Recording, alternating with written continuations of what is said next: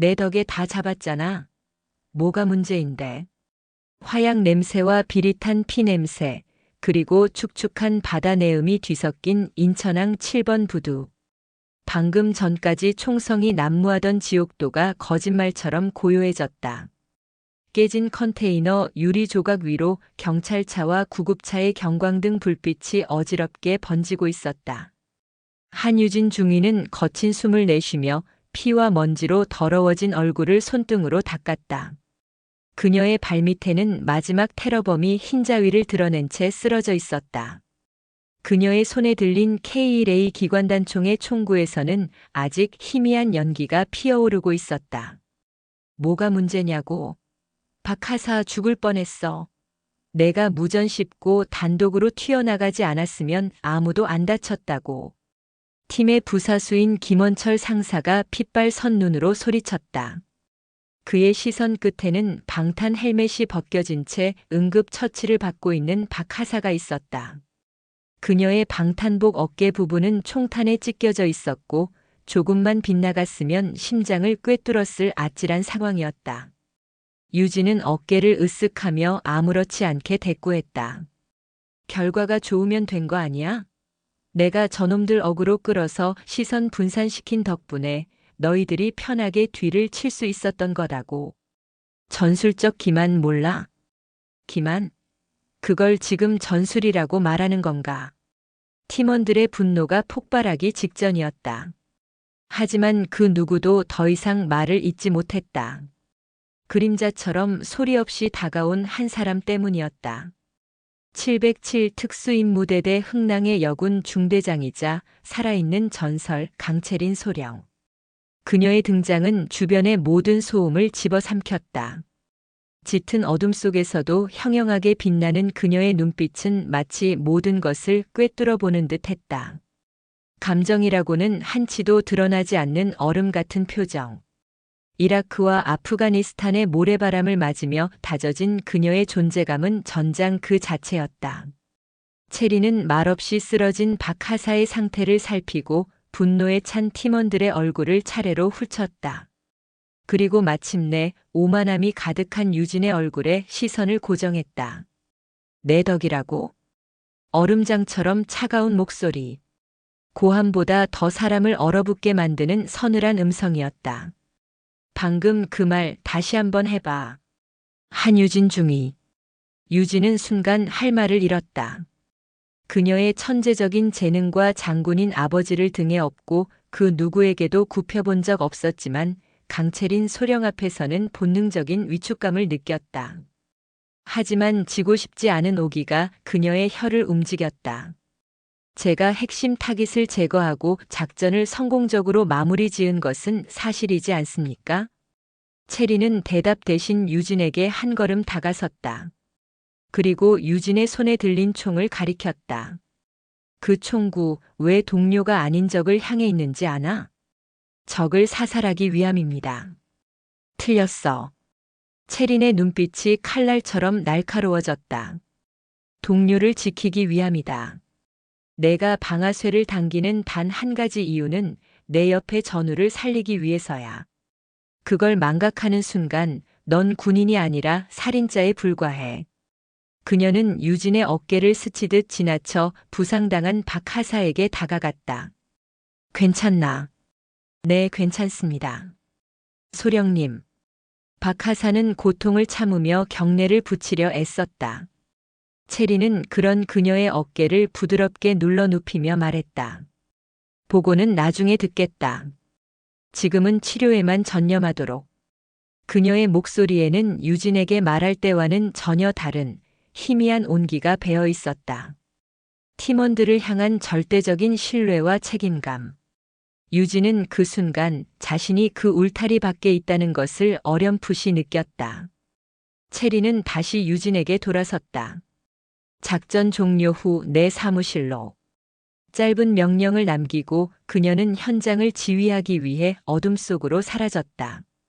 남겨진 유진은 주먹을 꽉 쥐었다. 굴욕감과 분노가 뒤섞인 감정이 심장을 휘저었다. 결국 증명해내면 되는 거잖아. 내가 얼마나 뛰어난지, 저 고리타분한 늙은이와 무능한 팀원들 앞에서 똑똑히 보여주겠어. 하지만 그녀는 알지 못했다. 강채린이라는 거대한 벽이 그녀의 오만한 천재성을 얼마나 혹독한 방식으로 부서뜨릴 것인지를. 지옥의 서막은 이제 막 올랐을 뿐이었다. 경기도 광주에 위치한 707 특임대 본부. 강채린 소령의 사무실은 그녀를 그대로 빼닮아 있었다. 불필요한 장식 하나 없이 모든 것이 각 잡힌 채 제자리에 놓여 있었다. 벽에는 세계 각지의 작전 지도와 수많은 표창장들이 걸려 있었지만 그 어떤 것도 그녀의 개인적인 감정을 드러내지 않았다. 한유진 중위는 꼿꼿한 자세로 책상 앞에 서 있었다. 인천항에서의 일이 있은 후 꼬박 하루가 지난 시간이었다. 그 사이 유진은 수십 번도 더 자신의 행동을 정당화하며 시뮬레이션을 돌렸다. 강채린이 어떤 논리로 자신을 공격해오든 완벽하게 반박할 준비가 되어 있었다. 채린은 한참 동안이나 서류에서 눈을 떼지 않았다. 사무실 안에는 종이 넘어가는 소리와 벽시계 초침 소리만이 규칙적으로 울렸다.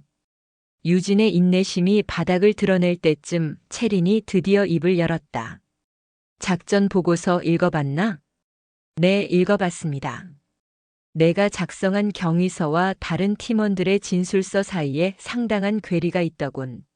마치 서로 다른 작전에 투입됐던 사람들처럼. 채린은 서류 뭉치를 책상 위에 내려놓으며 유진을 정면으로 응시했다. 한유진 중위. 넌 내가 특별하다고 생각하나? 예상치 못한 질문이었다. 유진은 잠시 망설이다 대답했다.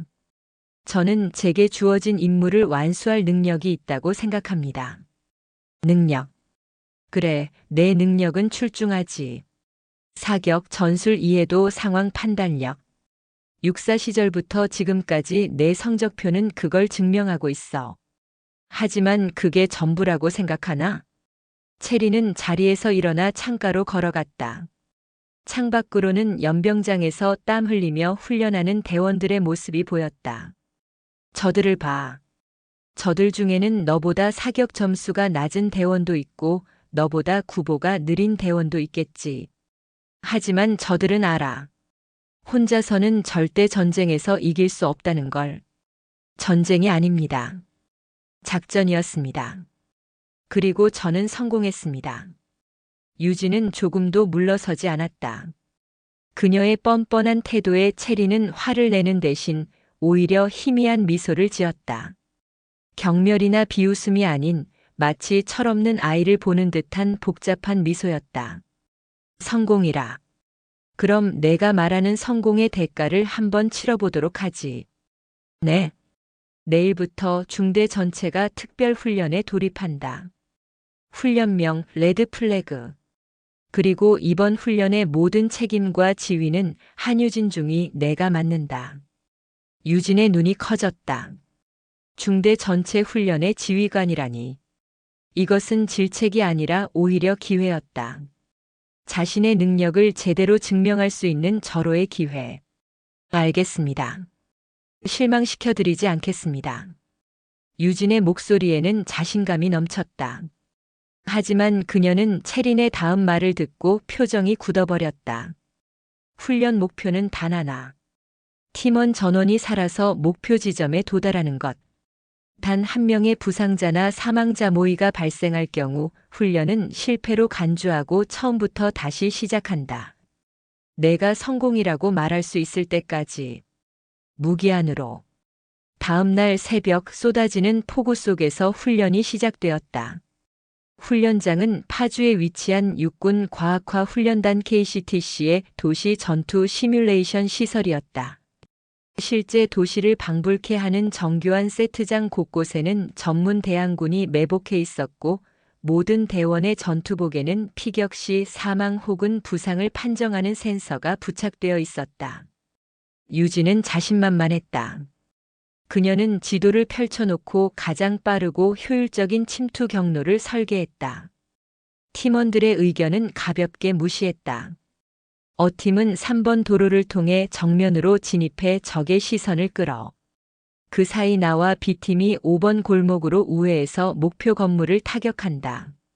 질문 있나? 김원철 상사가 우려 섞인 목소리로 말했다. 중위님, 3번 도로는 완전히 개활지입니다. 정면으로 들어가는 건 자살 행위나 다름없습니다. 내 지시에 따라. 이건 미끼 역할이야. 교전 수칙만 잘 지키면 문제없어. 결과는 참담했다. 어팀은 도로에 들어서자마자 사방에서 쏟아지는 총탄에 전멸했다. 유진의 B팀 역시 우회로에서 매복에 걸려 큰 피해를 입었다. 유진 자신도 건물 옥상 저격수의 총에 사망 판정을 받았다. B-, B-, B-. 모든 대원들의 헬멧에서 실패를 알리는 비상음이 울렸다. 그리고 스피커를 통해 강채린의 냉정한 목소리가 울려 퍼졌다. 훈련 실패. 전원 시작 지점으로 복귀. 다시 시작한다. 두 번째 시도. 유진은 전술을 수정했다. 하지만 이번에도 팀원들의 희생을 담보로 한 무리한 돌파 작전이었다. 결과는 똑같았다. 실패. 세 번째, 네 번째 비가 그치고 해가 떴다가 다시 질 때까지 훈련은 끝없이 반복되었다. 젖은 전투복은 마를 틈이 없었고 대원들의 얼굴에는 짙은 피로와 절망이 서렸다.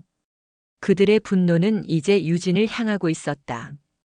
언제까지 이딴 식으로 할 겁니까? 이건 훈련이 아니라 고문입니다. 우리 보고 그냥 총알바지가 되라는 거 아닙니까? 유진은 대원들의 항의에 아무런 대답도 할 수 없었다.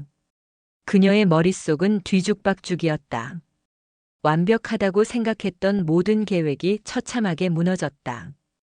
혼자서는 모든 변수를 통제할 수 없었고 예상치 못한 곳에서 계속 문제가 터져나왔다. 그녀가 무시했던 팀원들의 직감과 경험이 사실은 중요한 정보였다는 것을 뼈아프게 깨닫고 있었다. 그날 밤 흙탕물에 뒹굴며 완전히 녹초가 된 유진 앞에 채린이 다가왔다. 그녀는 따뜻한 물이 담긴 수통을 건넸다. 아직도 내가 옳다고 생각하나? 유진은 대답 없이 입술만 깨물었다. 처음으로 느껴보는 완벽한 패배감이었다. 넌 체스판 위에 말을 움직이는 체스 마스터가 아니야, 한중이. 넌 그저 말 중 하나일 뿐이다. 내 옆에 말과 등을 맞대고 서로를 지켜주며 함께 나아가야 하는. 그게 바로 팀이야. 체리는 유진의 어깨를 두드리며 말했다. 오늘 훈련은 여기까지. 하지만 내일 다시 시작한다. 내가 팀의 의미를 깨달을 때까지 이 지옥은 끝나지 않을 거다. 체린이 돌아선 뒤 유진은 차가운 바닥에 주저앉았다. 뜨거운 무언가가 목구멍으로 치밀어 올랐다. 장군인 아버지의 기대, 언제나 최고여야 한다는 압박감, 그리고 자신의 오만함이 만들어낸 거대한 벽이 산산조각 나는 소리가 들렸다. 그것은 그녀의 강철 같던 자존심에 처음으로 금이 가는 소리였다. 지옥 같은 레드 플래그 훈련은 꼬박 사흘 밤낮으로 이어졌다. 실패는 계속됐지만 미세한 변화가 감지되기 시작했다. 한유진 중위가 입을 여는 횟수보다 듣는 횟수가 많아진 것이다. 이쪽 골목은 시야가 너무 트여 있습니다. 지난번에 여기서 당했습니다. 반대편 건물 옥상, 저격수가 자리 잡기 딱 좋은 위치입니다. 연막탄으로 시야부터 가리는 게 어떻겠습니까? 처음에는 마지못해 듣는 척하던 유진은 팀원들의 의견을 반영한 작전이 조금씩 성공률을 높여간다는 사실을 인정할 수밖에 없었다. 그녀는 더 이상 지도 위의 최단 경로만을 고집하지 않았다. 가장 안전하고 모두가 함께 움직일 수 있는 길을 찾기 시작했다. 그리고 마침내 훈련 나흘째 되던 오후. 목표 건물 진입 성공. 전원 이상 무. 김원철 상사의 다급한 무전이 들려왔을 때 유진은 자기도 모르게 주먹을 불끈 쥐었다. 마지막 관문까지 단 한 명의 희생도 없이 돌파해낸 것이다. 물론 모의 훈련이었지만 심장이 터질 듯한 성취감이 온몸을 휘감았다. B-B-삑. 마침내 훈련 종료를 알리는 버저가 울렸다. 여기저기서 대원들의 환호성이 터져나왔다. 흙과 땀으로 범벅이 된 얼굴들이었지만 그 어느 때보다 밝게 빛나고 있었다. 대원들은 서로의 어깨를 두드리며 기쁨을 나눴다. 그 낯선 광경을 유진은 조금 떨어진 곳에서 멍하니 바라보고 있었다. 아무도 자신에게 다가와 말을 걸지 않았지만 더 이상 예전처럼 외롭거나 분하지 않았다. 그때 인천항에서 부상을 당했던 박하사가 그녀에게 다가와 수통을 건넸다. 고생하셨습니다, 중위님. 어색한 침묵이 흘렀다. 유진은 수통을 받아들고 한참을 망설이다 간신히 입을 열었다. 미안했다. 그날 너를 위험에 빠뜨린 거. 박하사는 희미하게 웃으며 고개를 저었다. 이미 다 나았습니다. 그리고 방금 중위님이 저희를 구해주셨습니다. 그 순간 유진의 마음을 짓누르던 단단한 돌덩이 하나가 조용히 녹아내리는 기분이었다. 훈련이 끝나고 부대로 복귀하던 길. 유진의 휴대폰이 울렸다. 화면에 뜬 이름은 아버지. 심장이 쿵 내려앉았다. 훈련이 성공적으로 끝났다는 안도감도 잠시, 묵직한 압박감이 다시 그녀를 덮쳤다. 예, 아버지. 저 한유진입니다. 훈련은 어떻게 됐느냐? 언제나처럼 용건만 말하는 차가운 목소리였다. 성공적으로 마쳤습니다. 그래. 당연한 결과겠지. 한씨 집안의 피를 물려받았으니. 아버지는 칭찬에 인색한 사람이었다. 당연하다는 말이 그가 할 수 있는 최고의 찬사였다. 하지만 그 당연하다는 말의 무게가 유진의 어깨를 늘 짓눌렀다. 끊임없이 증명해라. 내가 최고라는 것을. 잠시라도 방심하는 순간 너는 도태될 것이다. 이번에 새로 맡게 된 프로젝트가 있다고 들었다. 거기서도 실수하는 모습 보이지 않도록 해라. 이번에도 실패하면 넌 내 딸도 아니다. 이번에도 실패하면 넌 내 딸도 아니다. 그 말은 유진의 뇌리에 비수처럼 박혔다. 아버지는 유진이 레드플래그 훈련의 지휘관으로 임명된 것을 그녀의 능력을 인정받은 것이라 착각하고 있었다. 그 훈련이 자신의 오만함 때문에 시작된 징벌이었다는 사실을 차마 말할 수 없었다. 성공했다는 거짓 보고는 더 큰 거짓말의 씨앗이 되었다. 전화를 끄는 유진의 얼굴은 새하얗게 질려 있었다. 팀원들과 함께 만들어낸 작은 성공의 기쁨은 순식간에 사라지고 다시 증명해야 한다는 강박과 불안이 그녀의 마음을 지배하기 시작했다. 강채린 소령이 가르쳐준 팀의 의미와 아버지가 강요하는 최고라는 증명 사이에서 그녀의 내면은 위태롭게 흔들리고 있었다. 며칠 후 새로운 작전이 하달되었다. 서울 시내 한복판인 용산의 한 폐건물에 불법 무기 밀매 조직이 은신해 있다는 첩보였다. 단순한 소탕 작전으로 보였지만 현장 상황은 언제나 예측 불가능했다. 작전 브리핑 시간 유진은 그 어느 때보다 신중하게 팀원들의 의견을 들었다. 건물의 도면을 펼쳐놓고 각자의 경험을 바탕으로 위험 요소를 하나씩 체크했다. 여긴 낡은 복도라 바닥이 무너질 수 있습니다. 창문이 많아 외부 저격에 취약합니다. 진입조와 엄호조를 확실히 나눠야 합니다. 유진은 팀원들의 의견을 종합해 세심하게 작전 계획을 세웠다. 며칠 전과는 완전히 다른 모습이었다. 김원철 상사와 박하사를 비롯한 팀원들의 눈에도 그녀를 향한 신뢰가 조금씩 싹트고 있었다. 작전 당일. 칠흑 같은 어둠을 뚫고 흥랑팀은 폐건물에 은밀하게 접근했다. 모든 것이 계획대로 순조롭게 진행되는 듯 했다. 유진은 B팀을 이끌고 건물 후방으로 침투했다. 내부에서 교전이 시작되고 선발대가 범인들을 한쪽으로 몰아넣고 있었다. 이제 유진의 팀이 퇴로를 차단하고 포위망을 완성하면 되는 순간이었다. 바로 그때 유진의 무전기로 다급한 목소리가 들려왔다. 적 한 놈이 예상치 못한 통로로 빠져나갔다. 옥상으로 향하는 것 같다. 놓치면 안 돼. 그 순간 유진의 머릿속에서 아버지의 목소리가 섬광처럼 울렸다. 이번에도 실패하면 넌 내 딸도 아니다. 놓치면 안 돼. 그 말이 마치 자신에게 하는 마지막 경고처럼 들렸다. 팀원들과 함께 움직여야 한다는 것을 머리로는 알고 있었다. 하지만 범인을 놓치는 실패를 감당할 수 없다는 조바심이 이성을 마비시켰다. 내가 처리한다. 모두 여기서 대기해. 팀원들의 만류를 뿌리치고 유진은 혼자서 옥상으로 향하는 낡은 철제 계단을 향해 미친 듯이 돌진했다. 그녀의 눈에는 오직 도망치는 범인의 뒷모습과 성공이라는 두 글자 외에는 아무것도 보이지 않았다. 훈련을 통해 겨우 봉합되었던 균열이 아버지의 단 한마디에 다시 끔찍하게 벌어지고 있었다. 그리고 그 균열의 끝에는 그녀가 상상조차 하지 못했던 깊은 절망의 함정이 입을 벌리고 있었다. 낡은 철제 계단은 한유진 중위의 전투화 아래에서 위태로운 비명을 질렀다. 한 칸 한 칸 오를 때마다 녹슨 파편들이 후두둑 떨어져 나갔다.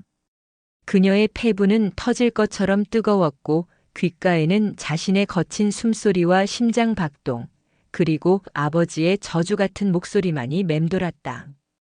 이번에도 실패하면 넌 내 딸도 아니다. 실패. 그 단어는 유진의 모든 사고를 마비시키는 독이었다. 707에 들어온 이후, 아니, 태어난 순간부터 그녀의 삶은 실패를 피하기 위한 투쟁이었다.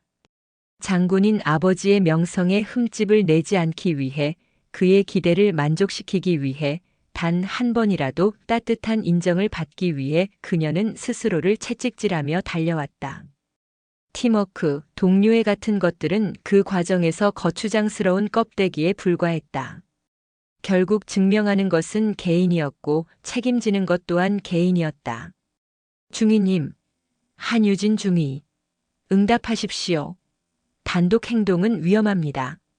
헬멧 속 무전기에서 김원철 상사의 다급한 외침이 터져 나왔지만 그 목소리는 이명처럼 멀게만 들렸다. 유진의 시야에는 오직 몇 발자국 앞서 옥상으로 향하는 문을 향해 달려가는 범인의 검은 실루엣만이 박혀 있었다. 저놈만 잡으면 된다. 저놈만 잡으면 이번 작전은 완벽한 성공으로 끝난다. 그러면 아버지도 더 이상 자신을 질책하지 않으리라. 거기서 유진은 계단 마지막 칸을 박차고 옥상으로 통하는 철문을 향해 몸을 날렸다. 범인이 문을 열고 밖으로 사라지는 찰나의 순간 그녀는 거의 동시에 문틈으로 몸을 구겨 넣었다. 하지만 그녀를 맞이한 것은 시원한 밤바람과 탁 트인 서울의 야경이 아니었다. 그곳은 옥상이 아니었다. 낡은 환풍기와 배관들이 흉물스럽게 얽혀있는 건물에 버려진 기계실이었다. 어둡고 축축한 공간 사방이 콘크리트 벽으로 막혀 있었다. 그리고 방금 전까지 필사적으로 도망치던 범인은 언제 그랬냐는 듯 여유로운 미소를 지으며 그녀를 돌아보고 있었다. 그의 손에는 더 이상 권총이 들려있지 않았다. 그는 함정의 미끼였을 뿐이다. 유진의 등 뒤에서 쿵하는 소리와 함께 철문이 닫혔다. 동시에 기계실의 어두운 구석구석에서 육중한 그림자들이 천천히 모습을 드러냈다. 1명, 2명, 3명, 최소 대여섯 명은 되어 보였다. 그들의 손에는 번들거리는 자동 소총이 들려 있었다. 처음부터 계획된 함정이었다. 너무나도 뻔하고 고전적인 유인책에 그녀는 제 발로 걸어 들어온 것이다. 제기랄. 본능적으로 몸을 돌려 K1호의 총구를 겨눴지만 이미 늦었다. 사방에서 총구가 그녀를 향하고 있었다. 조금이라도 움직이는 순간 온몸이 벌집이 될 터였다. 찾았다. 707의 새끼 여우. 미끼 역할을 했던 남자가 비열하게 웃으며 말했다. 내년 하나 잡으려고 우리 동료 여럿이 죽어나갔지. 하지만 괜찮아. 널 사로잡아 입을 열게 하면 그깟 손실은 메우고도 남으니까. 유진은 이를 악물었다. 분노보다 더 큰 것은 지독한 굴욕감이었다. 자신의 천재적인 감각과 판단력을 맹신했던 결과가 고작 이것이라니. 강채린 소령의 얼굴이 떠올랐다. 넌 그저 말 중 하나일 뿐이다. 그녀의 경고를 무시한 대가는 이토록 참혹했다. 한유진 중위. 현재 위치. 응답하라. 무전기에서는 여전히 팀원들의 절박한 목소리가 흘러나오고 있었다. 하지만 그녀는 대답할 수 없었다. 자신의 어리석은 판단으로 함정에 빠졌다고 나 좀 구해달라고 말할 수가 없었다. 그것은 실패를 인정하는 것이고 아버지의 딸이기를 포기하는 것과 같았다. 아니야. 아직 끝나지 않았어. 유진의 눈빛이 살기로 번뜩였다. 이대로 잡힐 수는 없다. 설령 여기서 죽더라도 단 한 놈이라도 더 지옥으로 끌고 가야 했다. 그녀는 천천히 총구를 내리는 척하며 허리에 찬 섬광탄의 안전핀에 손가락을 걸었다. 적들이 방심하며 다가오는 바로 그 순간 모든 것을 끝낼 생각이었다. 하지만 적들은 그녀의 생각보다 훨씬 더 교활하고 잔인했다. 미끼였던 남자가 손짓하자 거구의 남자 하나가 소음기를 단 권총을 들고 유진의 등 뒤로 소리 없이 다가왔다. 순순히 무기 버리고 투항하면 목숨은 살려주지. 남자의 시선이 유진의 앞쪽에 고정되어 있는 사이 등 뒤의 적은 이미 그녀의 사각지대로 파고들었다. 팀원들과 함께였다면 누군가는 반드시 그녀의 뒤를 경계하고 있었을 것이다. 하지만 지금 그녀는 완벽하게 혼자였다. 그녀가 그토록 원했던 개인의 증명이 이제 그녀의 목을 조르는 올가미가 되어 돌아왔다. 순간 등 뒤에서 느껴지는 서늘한 금속의 감촉. 그리고 유진의 머릿속이 새하얗게 비워지기도 전에 푸악! 고막을 찢는 둔탁한 파열음과 함께 왼쪽 허벅지에서 상상조차 해본 적 없는 끔찍한 고통이 폭발했다. 비명조차 지를 수 없었다. 몸의 모든 근육이 경직되고 시야가 붉게 전멸했다. 다리에 힘이 풀리며 그녀는 그대로 차갑고 더러운 콘크리트 바닥으로 무너져 내렸다. K1A 소총이 손에서 떨어져 나가며 절망적인 쇳소리를 냈다. 크악! 고통은 신경을 타고 온몸으로 번개처럼 퍼져나갔다. 찢어진 전투복 사이로 검붉은 피가 분수처럼 솟구쳤다. 뼈가 부서지고 근육이 갈갈이 찢어지는 감각이 생생하게 느껴졌다. 이런, 너무 세게 쐈나? 뭐 죽지만 않으면 됐지. 남자들이 역겨운 웃음소리를 내며 그녀 주위로 몰려들었다. 한 명이 그녀의 머리채를 거칠게 잡아챘다.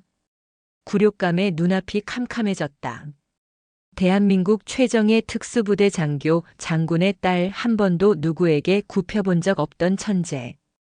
그 모든 자존심이 산산조각 나 먼지처럼 흩어졌다.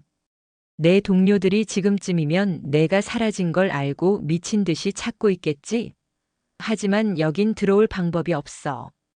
이 문은 밖에서는 절대 열 수 없거든.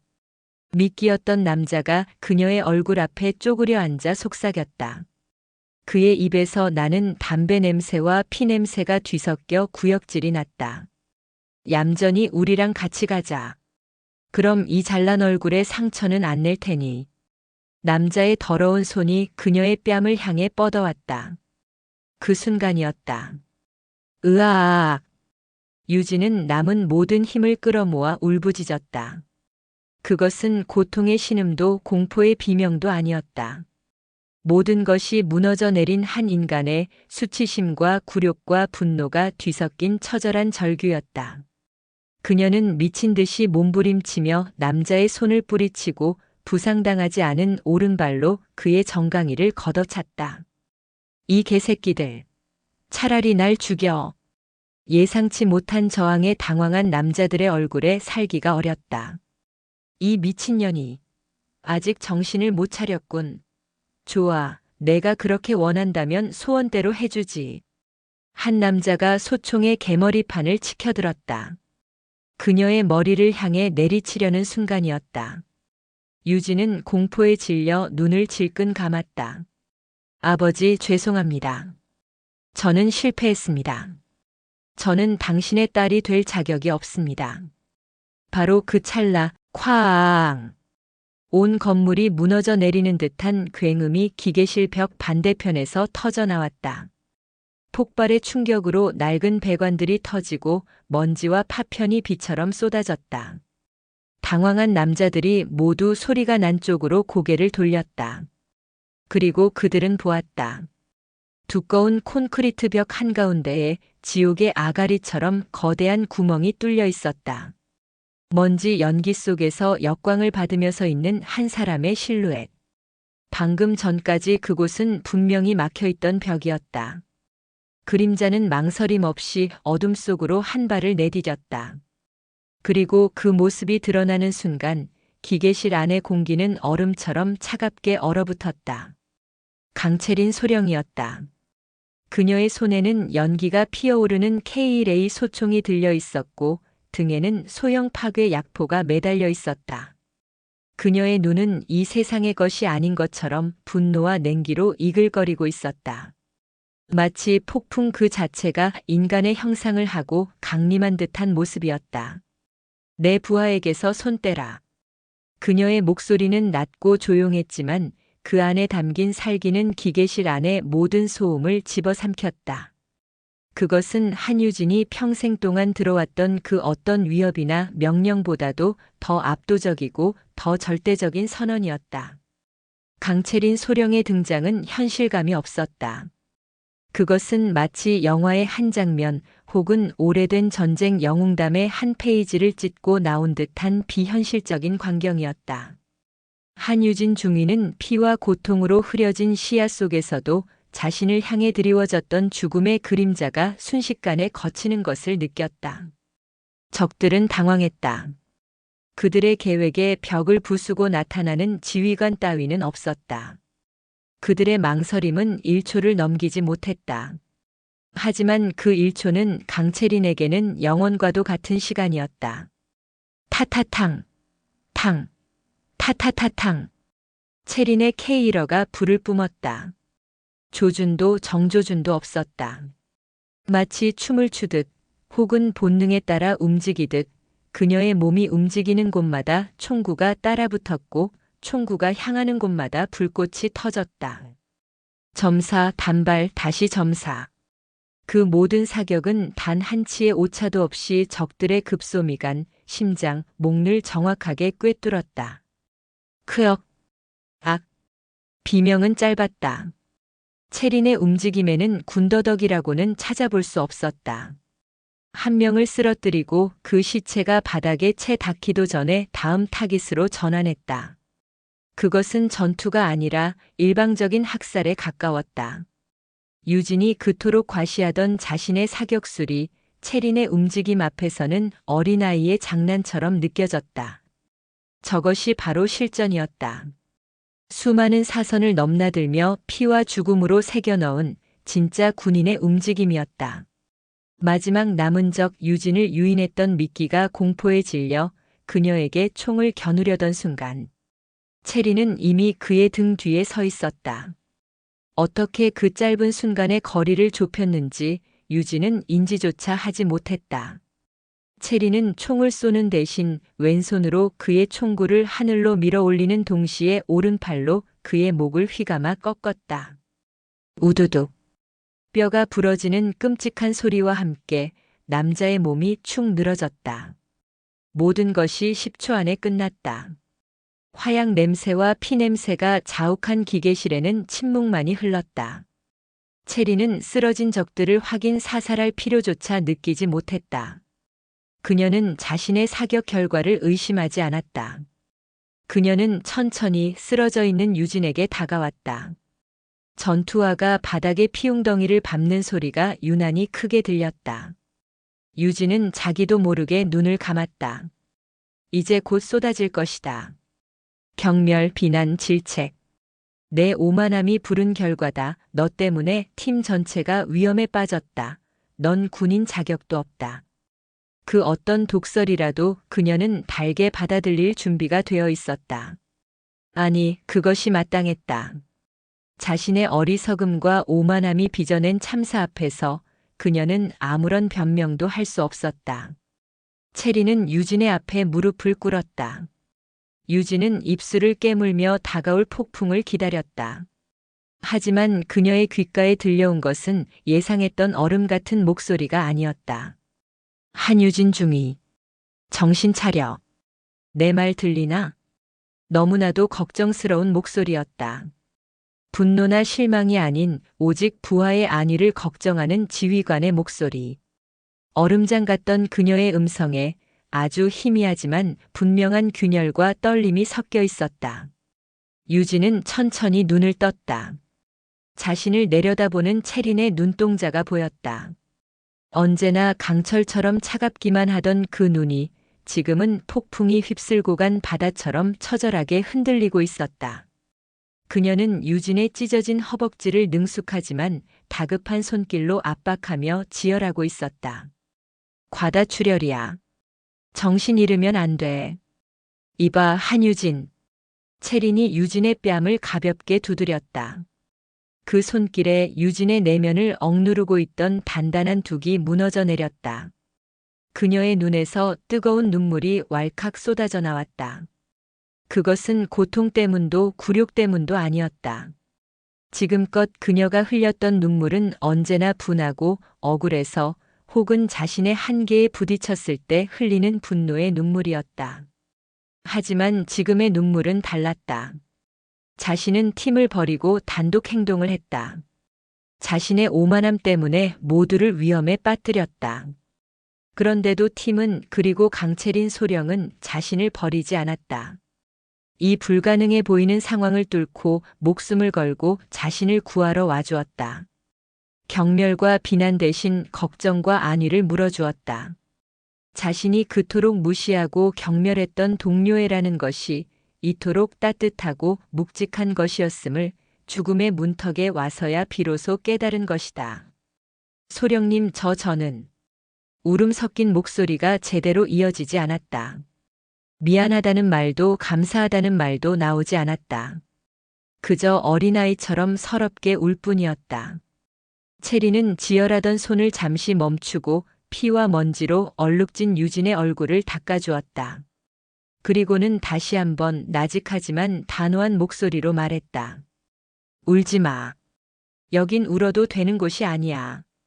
그 목소리는 차가웠지만 이상하게도 위로가 되었다. 살아서 내 발로 여길 걸어나가. 그리고 내가 저지른 짓에 대해 내가 무시했던 동료들에게 직접 사과해. 그게 내가 지금 해야 할 일이야. 알겠나? 유진은 고개를 끄덕였다. 눈물은 멈추지 않았지만 더 이상 절망의 눈물이 아니었다. 그것은 다시 한번 기회를 얻었다는 안도감과 혼자가 아니라는 사실에 대한 감동이 뒤섞인 새로운 시작을 알리는 눈물이었다. 체리는 자신의 무전기를 눌렀다. 여기는 알파. 목표 확보. 부상자 발생. 즉시 의료팀과 퇴출로 확보 지원 바란다. 그녀의 목소리는 다시 평소의 냉정함을 되찾아 있었다. 하지만 유진은 알 수 있었다. 그 냉정함 뒤에 숨겨진 깊은 안도감을. 잠시 후 굳게 닫혀있던 철문이 밖에서 폭파되는 소리가 들리고 김원철 상사를 필두로 한 팀원들이 쏟아져 들어왔다. 그들은 기계실 안에 참혹한 광경과 피투성이가 된 채 울고 있는 유진, 그리고 그녀를 지키듯 곁에 앉아있는 체린을 보고 순간 말을 잃었다. 중위님. 박 하사가 울먹이며 달려왔다. 다른 팀원들의 얼굴에도 분노나 원망 대신 안도와 걱정이 가득했다. 김원철 상사는 말없이 다가와 자신의 군장을 풀어 유진의 머리맡에 받쳐주었다. 유진은 그들의 얼굴을 차마 정면으로 마주 볼 수 없었다. 처음으로 느껴보는 강렬한 부끄러움과 미안함에 고개를 숙였다. 가장 강한 군인은 적을 쓰러뜨리는 군인이 아니었다. 혼자서 모든 것을 증명하려는 군인도 아니었다. 가장 강한 군인은 실패하고 쓰러진 동료를 기꺼이 자신의 등을 내어주고 일으켜 세우는 군인이라는 것을. 그녀는 자신의 피와 뼈를 대가로 너무나도 늦게 그 사실을 깨달았다. 의무병이 응급처치를 하는 동안 유진의 의식은 점점 희미해졌다. 하지만 그 와중에도 그녀는 강채린 소령이 팀원들에게 내리는 단호한 목소리를 들었다. 한유진 중위의 단독 행동에 대한 책임은 지휘관인 내가 진다. 작전 종료 후 정식으로 보고하겠다. 지금은 부상자 후송이 최우선이다. 모두 정신 똑바로 차려. 자신의 잘못을 꾸짖는 대신 그 책임을 모두 짊어지려는 지휘관. 유진은 희미해져가는 의식 속에서 생각했다. 나는 지금까지 군인이 아니었다. 그저 아버지에게 인정받고 싶어하는 철없는 어린아이였을 뿐이라고. 진짜 군인이 되는 길은 지금 이 순간부터 시작될 것임을 직감했다. 국군 수도병원 특실의 하얀 천장이 흐릿한 시야에 들어왔다. 소독약 냄새가 코를 찔렀고 왼쪽 다리에서는 묵직한 통증과 함께 섰고 붕대의 갑갑함이 느껴졌다. 한유진 중위는 천천히 눈을 깜빡이며 여기가 어디인지 얼마나 시간이 흘렀는지 가늠하려 애썼다. 폐건물의 차가운 콘크리트 바닥과 화약 냄새, 그리고 강채린 소령의 흔들리던 눈동자가 마지막 기억이었다. 정신이 드십니까? 익숙하지만 감정이 실리지 않은 목소리에 고개를 돌리자 창가에 서서 팔짱을 낀 채 그녀를 내려다보는 강채린 소령이 보였다. 평소의 전투복이 아닌 단정하게 다려진 정복 차림이었다. 창밖으로 들어오는 오후의 햇살이 그녀의 어깨에 달린 소령 계급장을 눈부시게 비추고 있었다. 유진은 저도 모르게 몸을 일으키려다 허벅지를 꿰뚫는 격통에 윽 하는 신음을 흘리며 다시 침대에 쓰러졌다. 움직이지 마. 대퇴부 총상, 동맥 손상은 피했지만 뼈에 금이 갔다. 최소 2달은 꼼짝없이 이 신세야. 체리는 딱딱한 어조로 그녀의 상태를 설명했다. 그 목소리에는 지난밤 기계실에서 들었던 희미한 온기조차 남아있지 않았다. 다시 얼음의 요새로 돌아간 듯한 모습이었다. 유진의 심장이 쿵 내려앉았다.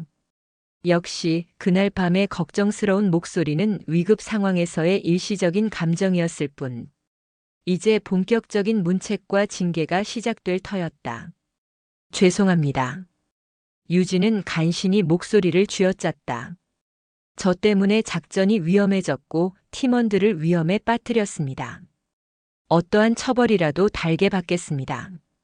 그녀는 고개를 숙인 채 체린의 다음 말을 기다렸다. 하지만 체린은 예상했던 질책 대신 의자를 끌어와 그녀의 침대 곁에 앉았다. 그리고는 한참 동안이나 말없이 창밖을 바라보았다. 병원 정원을 산책하는 환자들과 그 가족들의 모습이 평화로워 보였다. 그 고요한 침묵이 유진의 죄책감을 더욱 무겁게 짓눌렀다. 한참의 시간이 흐른 뒤 체린이 입을 열었다. 내가 처음 해외 파병을 나갔을 때 이야기다. 아프가니스탄의 황량한 모래사막. 헬기에서 내리자마자 숨이 턱 막히는 열기와 화약 냄새가 온몸을 감쌌다. 당시 중이었던 체리는 의욕과 자신감으로 가득 차 있었다. 그녀 역시 유진처럼 육사 수석 졸업에 모든 훈련에서 최고의 성적을 거둔 엘리트였다. 첫 실전이었지. 탈레반의 거점을 소탕하는 작전이었어. 나도 너처럼 내 능력을 증명하고 싶어서 안달이 나 있었지. 작전 브리핑 때 내가 가장 효율적이라고 생각하는 침투 경로를 강력하게 주장했어. 경험 많은 부사관들이 위험하다고 말렸지만 난 그들을 무능하고 겁이 많다고 무시했지. 체린의 시선은 먼 곳을 향해 있었다. 마치 아주 오래된 흑백 영화를 다시 보는 듯한 눈이었다. 결과는 참혹했다. 내 고집 때문에 우리 팀은 적의 완벽한 매복에 걸려들었어. 사방에서 RPG가 날아오고 총탄이 비처럼 쏟아졌지. 정신을 차렸을 때 내 옆에 있던 선임 하사가 나 대신 총알을 맞고 쓰러져 있었어. 그는 죽어가면서도 내게 말했지. 소대장님, 어서 여길 빠져나가십시오. 라고. 체린의 목소리가 아주 미세하게 잠겨 있었다. 난 그를 버리고 도망칠 수 없었어. 하지만 그를 데리고 나갈 방법도 없었지. 그 순간 난 깨달았어. 전쟁터에서 가장 무서운 적은 탈레반이 아니라 바로 내 안의 오만과 독선이었다는 걸. 그녀는 유진에게로 시선을 돌렸다. 그 눈빛은 더 이상 얼음 같지 않았다.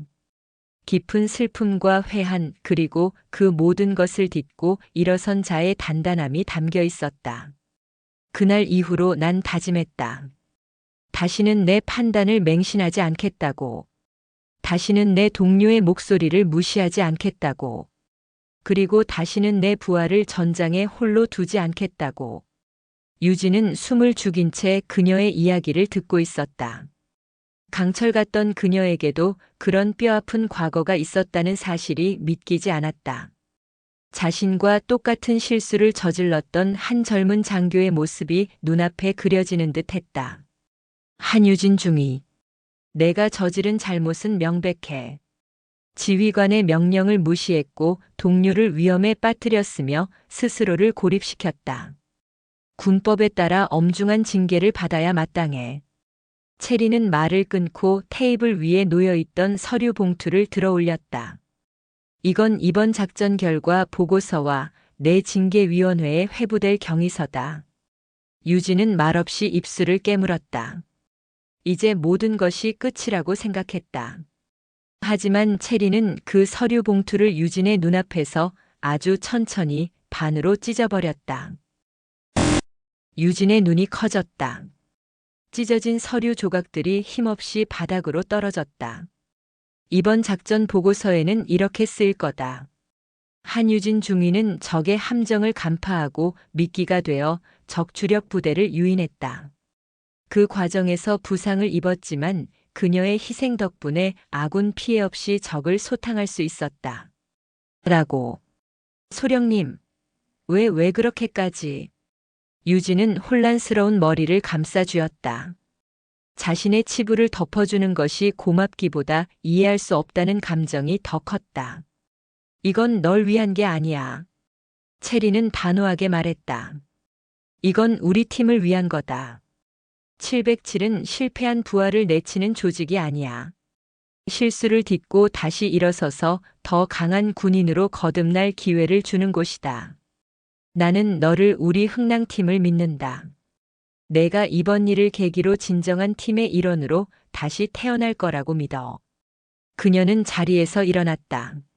내 아버님께는 내가 연락드렸어. 작전 중 영웅적인 부상을 입었다고. 아마 곧 찾아오실 거다. 체리는 병실을 나가기 전 마지막으로 유진을 돌아보며 말했다. 다리에 박힌 총알은 빼냈지만 내 마음에 박힌 증명해야 한다는 강박은 스스로 빼내야 할 거다. 그 총알이 박혀 있는 한, 넌 언제든 또다시 동료를 위험에 빠뜨릴 수 있어. 진정한 강함이 어디에서 오는지 이 병상에서 누워있는 동안 깊이 생각해 보도록. 이건 명령이다. 문이 닫히고 병실에는 다시 정적이 찾아왔다. 유진은 찢어진 서류 조각과 자신의 다리에 감긴 붕대를 번갈아 보았다. 강채린이 그녀에게 던져준 것은 단순한 기회가 아니었다. 그것은 너무나도 무거운 신뢰였고 그녀가 평생을 짊어지고 갚아야 할 마음의 빚이었다. 아버지에게 인정받기 위한 삶이 아니었다. 강채린과 김원철 상사, 박하사, 그리고 자신을 구하기 위해 목숨을 걸었던 팀원들에게 부끄럽지 않은 군인이 되기 위한 살. 이제 그녀가 걸어가야 할 길은 명확해졌다. 그날 오후 예상대로 그녀의 아버지인 한성진 장군이 병실을 찾았다. 그는 과일 바구니를 무심하게 내려놓고는 유진의 보고를 받듯 말했다. 보고는 받았다. 적들을 유인하기 위해 스스로를 희생했다고. 무모하긴 했지만 결과가 좋으니 그걸로 됐다. 역시 내 딸답군. 예전 같았으면 이 한마디에 세상을 다 가진 듯 기뻤을 것이다. 하지만 지금 유진의 마음은 차갑게 식어 있었다. 아버지의 칭찬은 더 이상 그녀에게 아무런 감흥도 주지 못했다. 그녀는 조작된 영웅담 뒤에 숨겨진 자신의 진짜 모습을 알고 있었다. 아버지. 유진은 처음으로 아버지의 눈을 똑바로 바라보며 말했다. 저는 영웅이 아닙니다. 저는 실패했습니다. 한성진 장군의 눈썹이 꿈틀거렸다. 저는 제 오만함 때문에 함정에 빠졌고 동료들을 위험에 빠뜨렸습니다. 동료들이 아니었다면 저는 지금 이 자리에 살아있지도 못했을 겁니다. 저는 부끄럽습니다. 아들의 입에서 처음으로 듣는 실패와 부끄러움이라는 단어에 한 장군은 할 말을 잃었다. 그는 무언가 못마땅하다는 듯 혀를 차고는 더 이상 아무 말 없이 병실을 나가버렸다. 문이 닫히자 유진은 자기도 모르게 희미한 미소를 지었다. 처음으로 아버지의 인정을 갈구하지 않았다. 처음으로 스스로의 실패를 정면으로 마주했다. 마음을 짓누르던 거대한 바위 하나가 사라진 듯 이상한 해방감이 밀려왔다. 이제 시작이었다. 그녀의 진짜 군인으로서의 삶은 이 하얀 병실에서 꽁꽁 얼어붙었던 마음이 녹아내리는 이 순간부터 다시 시작되고 있었다. 국군 수도병원에서의 시간은 흐르는 것 같으면서도 멈춰있는 기묘한 감각의 연속이었다. 한유진 중위에게 주어진 것은 오직 시간뿐이었다. 새벽 6시면 어김없이 눈이 떠졌고 창밖이 밝아오는 것을 멍하니 바라보다 아침 식사를 하고 지옥 같은 재활 치료를 받고 다시 침대에 누워 점심을 먹고 오후 재활을 받고 저녁을 맞이했다. 군인에게 가장 익숙하면서도 낯선 강제된 휴식이었다. 그녀의 왼쪽 허벅지에 남은 흉터는 끔찍했다. 아물어가는 살 위로 그어진 붉은 선은 마치 그녀의 오만함에 새겨진 낙인처럼 보였다. 재활치료는 고통 그 자체였다. 굳어진 근육을 늘리고 끊어진 신경을 되살리는 과정은 총상을 입었을 때의 고통과는 또 다른 종류의 지옥을 선사했다. 이를 악물고 비명을 삼킬 때마다 폐건물의 차가운 바닥에서 느꼈던 굴욕감과 팀원들의 얼굴이 파노라마처럼 스쳐 지나갔다. 하지만 이전과는 달랐다. 예전의 유진이었다면 이 무력한 상황에 분노하고 자신의 몸을 원망하며 조급함에 스스로를 파괴했을 것이다. 그러나 지금의 그녀는 묵묵히 고통을 감내했다. 재활치료사가 그만하라고 할 때까지 단 한 번도 약한 소리를 내지 않았다. 이것은 벌이었다. 그녀가 자초한 일에 대한 정당한 대가이자 다시 일어서기 위해 반드시 치러야 할 의식이었다. 그녀는 병상에 누워 수없이 그날의 작전을 복기했다.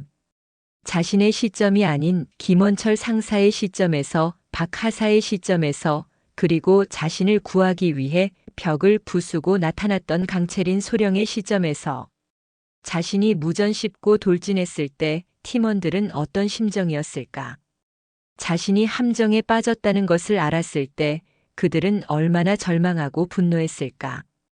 그럼에도 불구하고 그들은 자신을 구하러 왔다. 강채리는 어떤 확신으로 그 막혀있던 벽을 폭파할 생각을 했을까? 만약 그곳에 인질이라도 잡혀 있었다면 모든 책임은 지휘관인 그녀의 몫이었을 것이다. 나는 그들의 목숨을 담보로 도박을 했다. 그 사실을 깨닫는 순간 온몸에서 식은땀이 흘렀다. 그녀가 지금까지 해왔던 모든 돌발 행동은 자신의 능력을 과시하기 위한 영웅놀이가 아니라 동료들의 목숨을 건 러시안 룰렛이나 다름없었다. 생각이 거기에 미치자 그녀는 더 이상 누워있을 수 없었다. 목발을 짚고 절뚝거리며 병원 내 도서관으로 향했다. 그리고 전술, 심리학, 리더십에 관련된 책들을 닥치는 대로 읽기 시작했다. 혼자만의 천재적인 전술이 아닌 팀 전체의 생존성을 높이는 방법에 대해, 극한 상황에서 팀원들의 심리를 이해하고 동기를 부여하는 방법에 대해, 그리고 무엇보다 지휘관의 책임과 무게에 대해 파고들었다. 지식에 대한 갈증이 아니었다. 생존을 위한 갈증이었다. 다시는 동료를 잃지 않기 위한 처절한 몸부림이었다. 어느 날 오후 재활 치료를 마치고 땀에 젖은 채 병실로 돌아왔을 때 문 앞에 서 있는 익숙한 얼굴들을 보고 유진은 그대로 멈춰 섰다. 김원철 상사와 박하사 그리고 다른 팀원 몇몇이 어색한 표정으로 서 있었다. 그들의 손에는 과일 바구니와 음료수 상자가 들려 있었다. 어떻게? 몸은 좀 어떻습니까? 김 상사가 먼저 입을 열었다. 그의 얼굴은 여전히 무뚝뚝했지만 예전처럼 날 선 경계심은 느껴지지 않았다. 많이 좋아졌습니다. 유진은 차마 그들의 눈을 마주보지 못하고 대답했다. 어색한 침묵이 병실 복도를 감쌌다. 팀원들은 서로 눈치만 볼 뿐 누구도 선뜻 병실 안으로 들어오지 못했다. 유진 역시 그들을 안으로 들여야 할지 아니면 이대로 돌려보내야 할지 판단이 서지 않았다. 무슨 말을 해야 할까? 미안하다고. 그 한마디로 이 모든 일이 용서될 수 있을까? 그때 박하사가 한 걸음 앞으로 나서며 말했다. 저중위님, 다들 걱정 많이 했습니다. 매일 재활 힘들다는 소식 듣고 다들 한번 와봐야 한다고 해서. 그녀의 말에 다른 팀원들도 어색하게 고개를 끄덕였다. 그들의 얼굴에는 원망이 아닌 진심 어린 걱정이 담겨 있었다. 그 순간 유진은 더 이상 망설일 수 없었다. 그녀는 목발을 고쳐짚고 그들 앞에서 천천히 그리고 깊이 고개를 숙였다. 미안하다. 목소리가 심하게 떨려 나왔다. 정말 미안하다. 나 때문에 모두를 위험에 빠뜨렸어. 내가 얼마나 오만하고 어리석었는지 이제야 알았다. 어떤 벌을 받더라도 할 말이 없어. 정말 미안하다. 진심이었다. 태어나서 처음으로 누군가에게 전하는 가슴속 깊은 곳에서부터 끌어올린 사죄였다. 팀원들은 아무 말도 없었다. 유진은 고개를 들 수 없었다. 이대로 그들이 자신을 외면하고 돌아선다 해도 그녀는 아무런 할 말이 없었다. 얼마나 지났을까? 김원철 상사의 깊은 한숨 소리가 들렸다. 고개 드십시오, 중위님. 유진이 천천히 고개를 들자 김 상사는 굳은 표정으로 그녀를 바라보고 있었다. 중위님이 하신 행동, 솔직히 아직도 용서 못합니다. 제 동료들이, 제 부하들이 죽을 뻔했습니다. 그 생각만 하면 지금도 화가 치밀어 오릅니다. 그의 말은 비수처럼 유진의 가슴에 박혔다. 역시 너무 늦은 걸까? 하지만 김 상사는 말을 이었다. 소령님께서 말씀하셨습니다. 과거의 실수를 붙잡고 있는 군인은 미래의 전투에서 패배한다고. 중위님은 분명 큰 실수를 저질렀지만 저희는 중위님을 잃고 싶지 않습니다. 중위님의 능력이 우리 팀에 반드시 필요하다는 걸 압니다.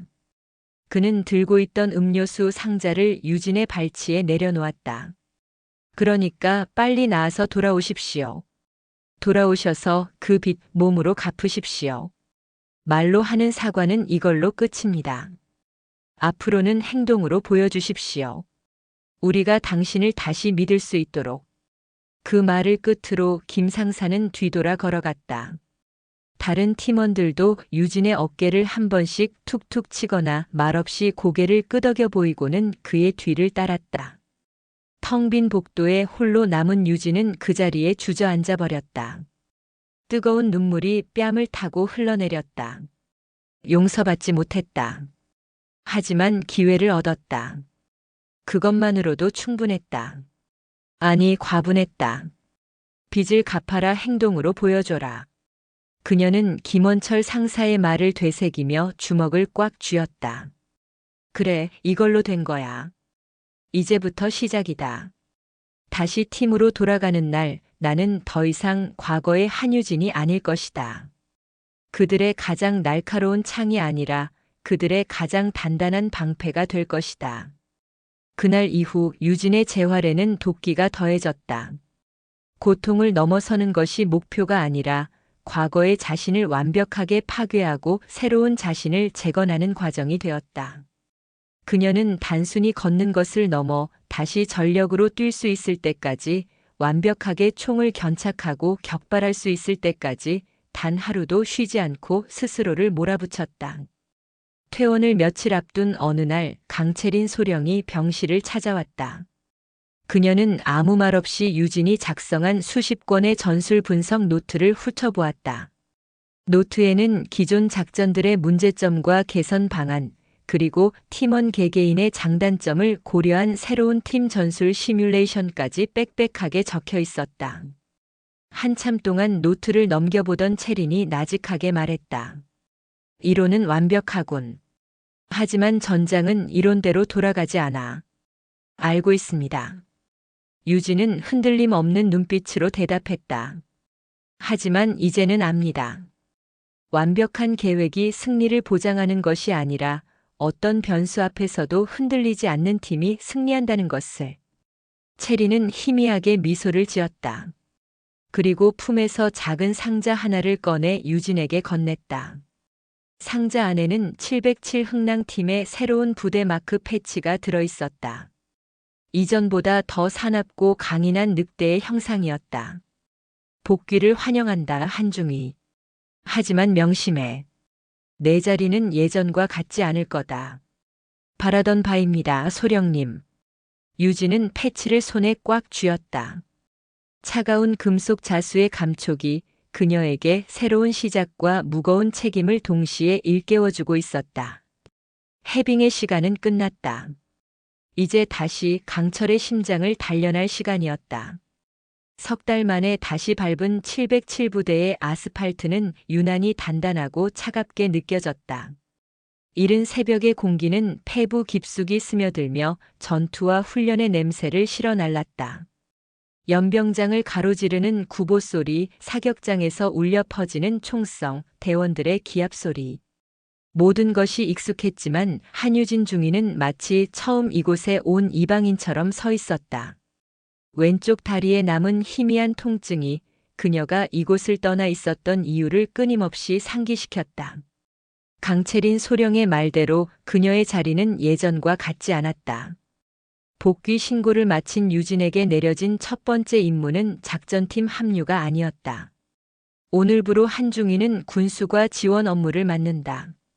주 임무는 총기 및 장비 관리, 탄약고 정리다. 중대장실에서 내려진 채린의 명령은 간결하고 단호했다. 작전 브리핑에 참여할 수도 훈련에 동참할 수도 없었다. 대한민국 최정예 요원들이 사용하는 총기를 닦고 수만 발의 탄약을 관리하고 야간 투시경의 배터리를 교체하는 일. 그것이 부상에서 복귀한 천재 한유진에게 주어진 역할이었다. 어떤 불만도 이에 제기도 없었다. 유진은 그저 알겠습니다. 라고 짧게 대답하고 경례를 붙였다.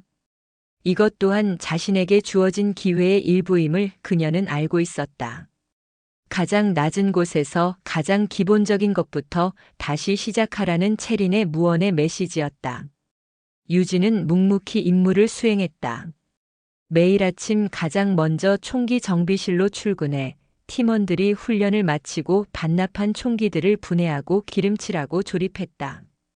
K1A 기관단총부터 K14 저격소총, K5 권총까지 모든 총기에는 그것을 사용하는 주인의 습관과 역사가 배어 있었다. 김원철 상사의 총은 유난히 놀이쇠 뭉치가 부드럽게 닦여 있었고 박하사의 총은 개머리판에 작은 흠집들이 많았다. 유진은 총기를 닦으며 그 총의 주인을 생각했다. 그들의 목숨을 지켜줄 이 쇠붙이의 무게를 이전에는 단 한 번도 느껴본 적 없는 경외심으로 매만졌다. 팀원들은 그런 그녀를 어색하게 대했다. 자신들의 상관이었던 장교가 말없이 무기를 닦아주고 장비를 챙겨주는 모습은 누구에게나 불편한 광경이었다. 몇몇은 미안함에 직접 하겠다고 나섰지만 유진은 그저 고개를 저을 뿐이었다. 내 임무다. 신경 쓰지 말고 훈련에 집중해. 그녀의 목소리에는 어떤 가시도 자존심도 남아있지 않았다. 그저 자신의 역할을 수행할 뿐이라는 담담함이 오히려 팀원들을 더 숙연하게 만들었다. 시간이 흘렀다. 유진은 총기 관리뿐만 아니라 팀원들의 장비 세팅까지 돕기 시작했다. 야간 투시경의 0점을 다시 잡아주고 통신 장비의 주파수를 최적화해주고 각자의 신체와 임무에 맞게 방탄복의 무게를 재분배해 주었다. 그녀의 천재성은 이제 작전 지휘가 아닌 동료들의 생존 가능성을 1%라도 더 높이는 곳에 사용되고 있었다. 팀원들의 태도도 조금씩 변해갔다. 처음의 어색함과 불편함은 점차 익숙함과 고마움으로 바뀌었다. 훈련이 끝나면 자연스럽게 유진을 찾아와 장비에 대한 조언을 구했고 그녀는 자신의 지식과 경험을 아낌없이 나눠주었다. 그녀는 더 이상 팀의 문제 하나 외부인이 아니었다. 보이지 않는 곳에서 팀을 떠받치는 묵묵한 조력자가 되어가고 있었다. 그러던 어느 날 긴급 작전 명령이 하달되었다. 대전 대덕 연구단지 내의 한 바이오 연구소에서 개발 중이던 치명적인 바이러스 샘플을 노린 무장 테러가 발생했다. 연구원 수십 명이 인질로 잡혀 있었고 테러범들은 샘플을 넘기지 않으면 연구소 전체를 폭파하고 바이러스를 유출시키겠다고 협박해왔다. 국가 안보를 뒤흔들 수 있는 최악의 시나리오였다. 흥랑팀에게 즉시 투입 명령이 떨어졌다. 작전 브리핑실의 공기는 얼음장처럼 차가웠다. 위성 사진과 연구소 내부 도면이 스크린에 펼쳐졌다. 테러범들의 규모, 무장 상태, 인질들의 위치 등 파편적인 정보들이 쏟아졌다. 유진은 브리핑실 구석, 자신의 자리가 아닌 보조석에 앉아 말없이 상황을 지켜보고 있었다. 그녀의 역할은 작전 요원이 아닌 출동 전 장비 최종 점검과 지원이었다. 팀원들은 격렬한 토론을 벌였다. 주 진입로, 인질 구출 방식, 저격수 배치 위치 등을 놓고 의견이 엇갈렸다. 바로 그때 유진이 조용히 손을 들었다. 모든 시선이 그녀에게로 쏠렸다. 발언해도 되겠습니까? 강채린 소령이 고갯짓으로 허락했다. 유진은 자리에서 일어나 스크린 앞으로 걸어나갔다. 그녀는 도면의 한 지점을 가리켰다. 테러범들이 점거한 중앙 실험동입니다. 주 출입구와 비상구는 모두 막혔을 가능성이 높고 창문은 강화유리라 돌파가 어렵습니다. 하지만 이쪽 지하 2층의 폐기물 처리 라인을 보십시오. 그녀의 설명은 명료하고 논리정연했다. 이 라인은 외부 소각시설과 직접 연결되어 있습니다. 도면상으로는 폭 80cm로 성인 한 명이 겨우 통과할 수 있는 좁은 통로지만 감시 CCTV나 경보 장치는 설치되어 있지 않습니다. 테러범들이 미처 신경 쓰지 못했을 유일한 침투로일 가능성이 높습니다. 브리핑실에 침묵이 흘렀다. 그 누구도 생각지 못했던 허점이었다. 그녀가 병상과 총기 정비실에서 보냈던 시간들이 단순히 죗값을 치르는 시간이 아니라 전장을 더 넓고 깊게 보는 훈련의 시간이었음을 증명하는 순간이었다. 김원철 상사가 감탄과 의심이 섞인 목소리로 물었다. 하지만 저 좁은 통로로 침투조 전원이 들어가는 건 무리입니다. 그리고 내부 구조도 불확실합니다. 그래서 선발대가 필요합니다. 유진은 망설임 없이 말했다. 그리고 강채린 소령을 똑바로 바라보았다. 제가 가겠습니다. 브리핑실의 모든 사람들이 숨을 삼켰다. 그녀는 지금 가장 위험하고 가장 불확실한 임무에 스스로를 던지고 있었다. 저만큼 이 건물의 도면을 완벽하게 외우고 있는 사람은 없습니다. 총상 후유증으로 전력 질주는 무리지만 좁은 공간에서의 은밀 기동에는 문제가 없습니다. 제가 먼저 침투해 내부 상황을 확보하고 주력팀의 안전한 진입로를 개척하겠습니다. 그녀의 목소리에는 과거의 오만함이나 공을 세우려는 조급함이 없었다. 오직 작전의 성공과 팀원들의 안전을 위한 냉철한 자기 객관화와 희생정신만이 담겨 있었다. 강채리는 한참 동안 유진의 눈을 들여다보았다. 그 눈에서 진심을 읽은 그녀는 마침내 결단을 내렸다. 좋다. 한중이는 선발 침투조를 맡는다. 단 혼자가 아니다. 채리는 박하사를 지목했다. 박하사가 한중이를 엄호한다. 두 사람은 한 팀으로 움직인다. 주력팀은 두 사람의 신호에 맞춰 진입한다. 이해 있나? 아무도 이의를 제기하지 않았다. 김원철 상사는 오히려 안도하는 표정으로 유진의 어깨를 두드려 주었다. 그것은 불신이 아닌 신뢰의 표현이었다. 장비를 챙겨 헬기로 향하는 동안 유진은 자신의 손에 들린 K1A 소총의 차가운 감촉을 느꼈다. 석 달 전 이 총을 들고 오직 자신의 영광을 위해 돌진했었다. 하지만 지금 그녀는 동료의 등을 지키고 그들을 안전하게 이끌기 위해 이 총을 들고 있었다. 헬리콥터의 프로펠러가 거센 바람을 일으키며 이륙했다. 어둠이 내린 대전의 상공 아래로 대덕 연구단지의 불빛이 보석처럼 흩어져 있었다. 유진은 옆자리에 앉은 박하사의 눈을 보며 말없이 고개를 끄덕였다.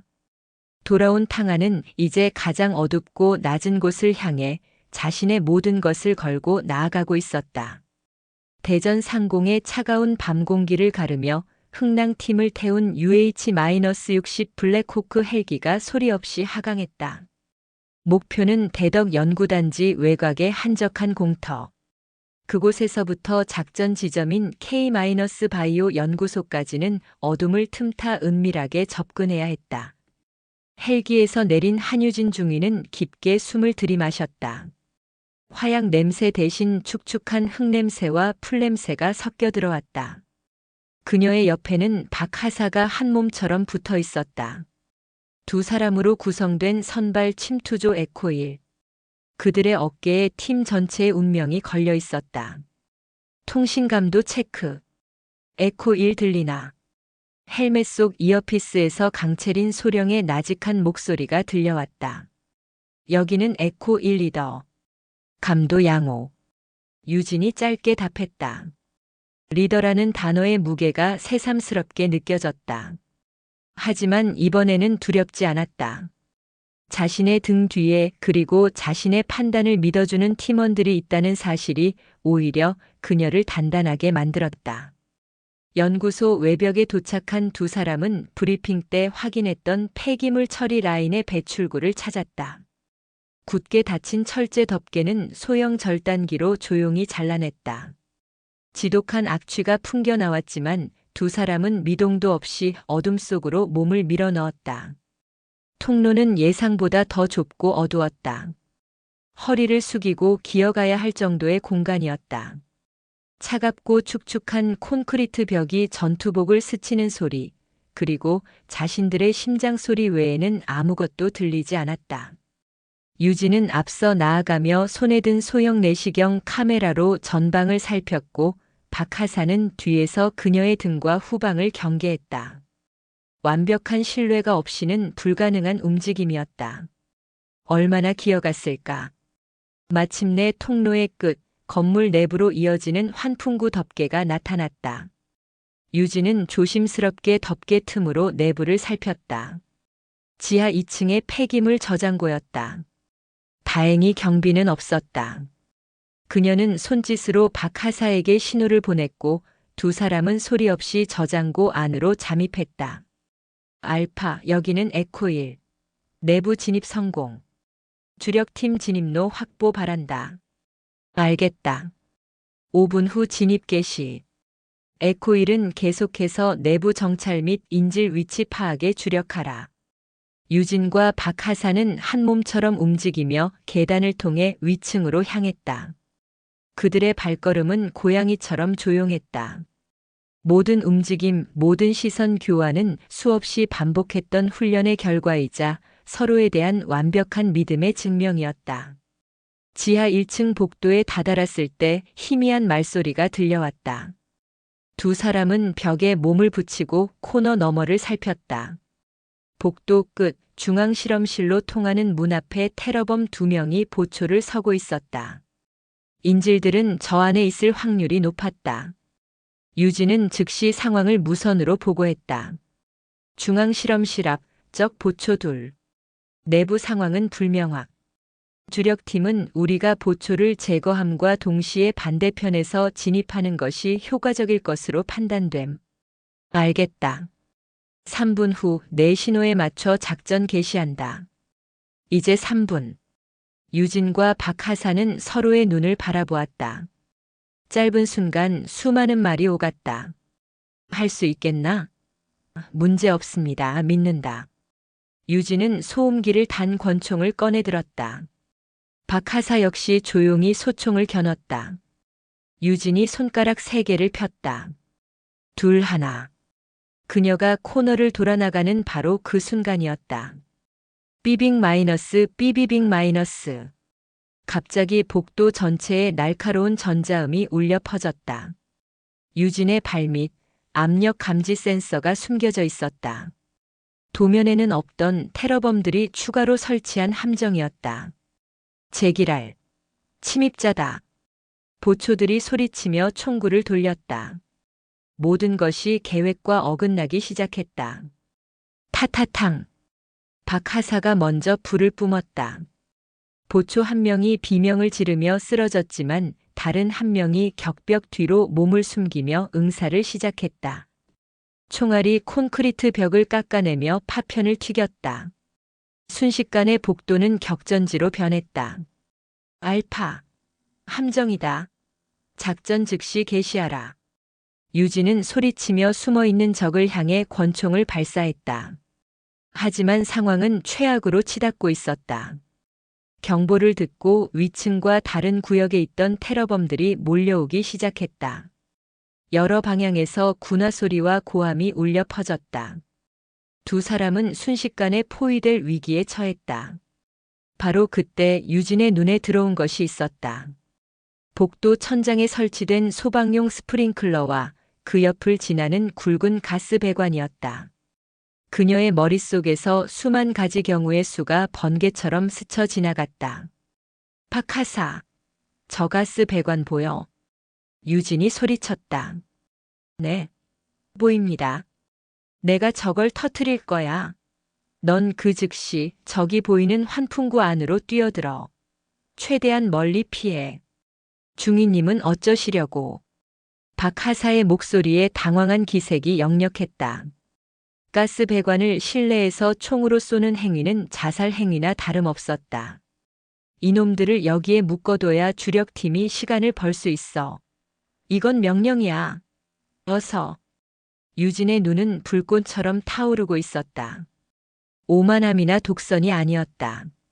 이것이 팀 전체를 살릴 유일한 방법이라는 냉철한 판단이었다. 그녀는 더 이상 자신의 목숨이나 공적을 생각하지 않았다. 오직 팀의 생존만을 생각하고 있었다. 싫습니다. 같이 가야 합니다. 박하사가 울부짖듯 소리쳤다. 인천항에서 자신을 죽음의 위기로 몰아넣었던 바로 그 중위가 이제는 자신을 살리기 위해 스스로를 희생하려 하고 있었다. 아니, 넌 살아서 돌아가야 해. 유진은 희미하게 웃었다. 그리고 박하사의 등을 환풍구 쪽으로 거칠게 밀어버렸다. 그녀는 더 이상 망설이지 않았다.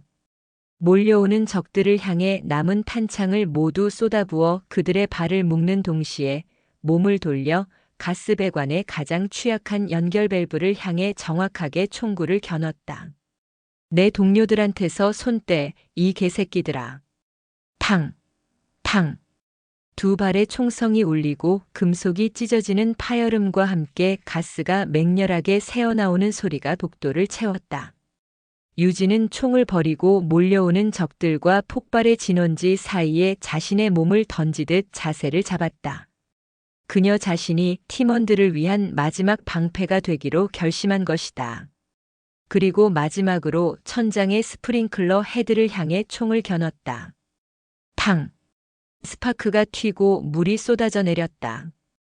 유출된 가스와 공기가 뒤섞이고 작은 스파크가 거대한 불꽃을 만들어내는 데에는 1초도 걸리지 않았다. 쾅! 세상이 하얗게 변했다. 고막을 찢는 굉음과 함께 뜨거운 폭풍이 유진의 몸을 덮쳤다. 그녀는 순간적으로 덮쳐오는 엄청난 충격과 열기에 정신을 잃었다. 온몸이 부서지는 듯한 고통 속에서 그녀의 뇌리에 마지막으로 떠오른 것은 팀원들의 얼굴이었다. 모두 무사해야 해. 폭발이 휩쓸고 간 복도는 아수라장이었다. 그리고 그 아수라장 한가운데 검게 그을리고 상처투성이가 된 한유진 중위가 쓰러져 있었다. 그녀는 몰려오던 테러범들을 막아서는 문자 그대로의 강철 방패가 되어 팀의 진입로를 열었다. 잠시 후 반대편에서 벽을 부수고 진입한 김원철 상사와 팀원들은 처참한 광경 앞에서 할 말을 잃었다. 그리고 그들은 보았다.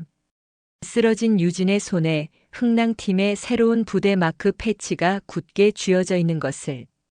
중위님, 김원철 상사의 절규가 폭음의 이명이 가시지 않은 복도에 처절하게 울려 퍼졌다.